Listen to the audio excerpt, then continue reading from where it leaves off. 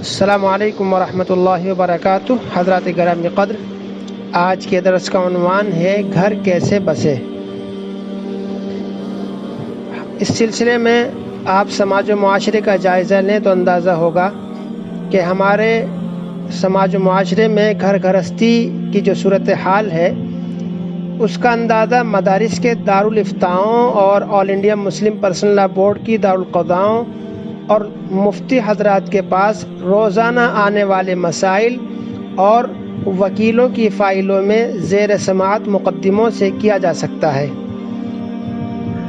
ان مسائل میں اکثر ایسے مسائل ہیں کہ عورت معمولی باتوں کی وجہ سے طلاق یا خلا کی خواہش مند ہوتی ہے۔ یہ بات مانی جا سکتی ہے کہ بعض شوہر بھی حد سے زیادہ اپنی بیویوں کو ستاتے ہیں اور بعض غیر اخلاقی حرکات کے بھی مرتکب ہوتے ہیں، لیکن سوال یہ ہے کہ اس کا حل یہ نہیں کہ عورت یہ سوچ لے کہ میرے اب 2-3 بچے ہیں، میں جوان ہوں اور کہیں ملازمت کر کے اپنی اور اپنے بچوں کی کفالت کر لوں گی، زندگی بسر کر لوں گی، لیکن اپنے خاوند سے اب میرا نباہ نہیں ہوتا۔ ایسی عورتیں جذبات میں آ کر اپنی انا کا مسئلہ بنا لیتی ہیں، جبکہ تحقیق کرنے پر معلوم ہوتا ہے کہ شوہر کا جرم ایسا نہیں جو قابل اصلاح نہ ہو۔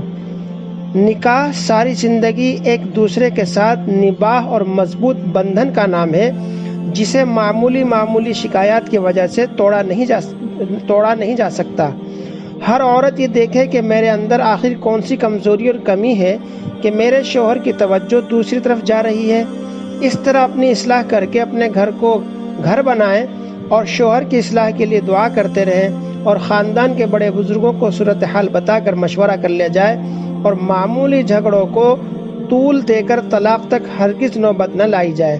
آپ جذبات میں ایسا قدم اٹھا کر وقتی طور پر خاوند سے چھٹکارا تو حاصل کر لیں گی، لیکن وقت گزرنے کے ساتھ آپ کو اپنے اس کام پر جو شرمندگی ہوگی اس کا حل اس وقت ناممکن ہوگا جب آپ چاہیں گے۔ کتنی ہی خدا رسیدہ یعنی اللہ والی عورتیں ایسی ہیں جو شرم و حیا اور اپنی اولاد کے لیے کیسی قربانیاں دے دیتی ہیں، اور صبر و شکر کے ساتھ اپنی عفت و حیا کی چادر سنبھالے وقت گزار دیتی ہیں۔ کتابوں میں ایک واقعہ لکھا ہے کہ ایک بزرگ بیان کرتے ہیں کہ میرے ایک نوجوان عزیز کو یہ شوق ہوا کہ میں فارغ وقت میں بلا اجرت قبروں کی کھدائی کیا کروں، لہذا اس نے اس نیک کام کو اپنی زندگی کا وظیفہ بنا لیا۔ کچھ دن پہلے انہوں نے بیان کیا تو اس نوجوان نے کہا کہ ایک مرتبہ قبر کی کھدائی کے دوران مجھے ایک غار نظر آئی۔ میں نے اس میں جھانکا تو ایک عورت بیٹھی نظر آئی جس کے آس پاس سبزہ ہی سبزہ تھا۔ میں نے وہ غار دوبارہ ڈھانپ دی اور اس تحقیق میں رہا کہ معلوم کروں یہ قبر کس کی ہے اور یہ خوش نصیب عورت کون ہے۔ تلاش کرنے کے بعد اس کا گھر معلوم ہو گیا۔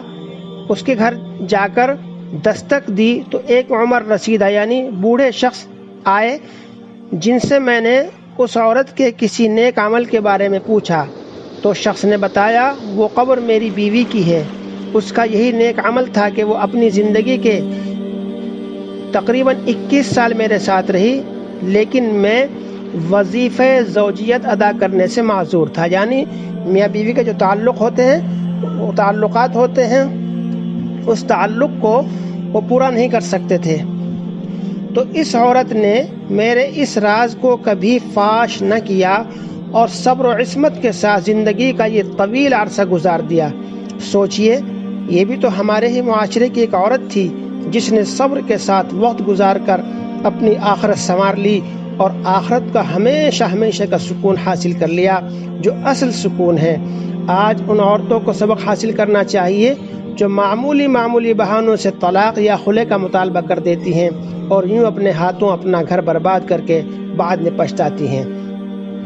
حضرات، یہ باتیں صرف اس لیے عرض کی جاتی ہیں تاکہ ہمارا سماج، ہمارا معاشرہ، ہمارا گھر ہمارا ماحول صاف ستھرا ہو اور ہم دنیا و آخرت میں اچھی زندگی بسر کریں۔